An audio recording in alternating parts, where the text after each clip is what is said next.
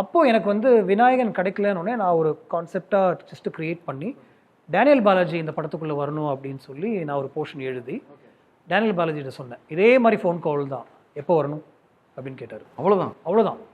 ஒரு ஃபோட்டோ அனுப்பிச்சிருந்தேன், இந்த லுக்கில் தான் இருக்கேன், உனக்கு ஓகே கவுத் அப்படின்னு தான் கூப்பிடுவாங்க. கவுத் இது ஓகே உனக்கு கவுத் அப்படின்வா. யா பாலாஜி நீ எந்த லுக்கில் இருந்தாலும் எனக்கு இது வேணும், இதனால தான் பிரச்சனை. நான் 2-3 பேருக்கு நான் கேட்டிருந்தேன் வேறு. பாலாஜி கேட்குறதுக்கு முன்னாடி அவங்க எல்லாருமே வேறு ரீசனுக்காக அதை வேண்டான்னு சொன்னாங்க.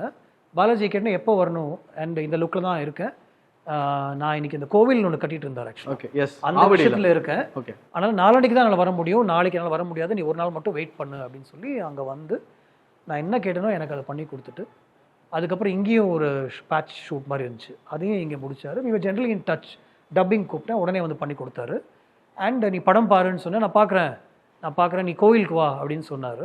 அதுக்கப்புறம் எனக்கு வந்து ஒரு ஃபோன் கால் கிருஷ்ணா ஆக்டர்கிட்ட இருந்து, இந்த மாதிரி பாலாஜி அட்மிட் ஆகிருக்காருன்னு. உடனே நான் அங்கே போனேன். ஓகே, நான் தான் ஆக்சுவலாக அங்கே ஃபஸ்ட்டு போனேன். நான் தான் வெற்றிக்கு இன்ஃபார்ம் பண்ணேன். அதுக்கப்புறம் வெற்றி அவங்க சர்க்கிளில் இருக்கிறவங்களுக்கு இன்ஃபார்ம் பண்ணாங்க.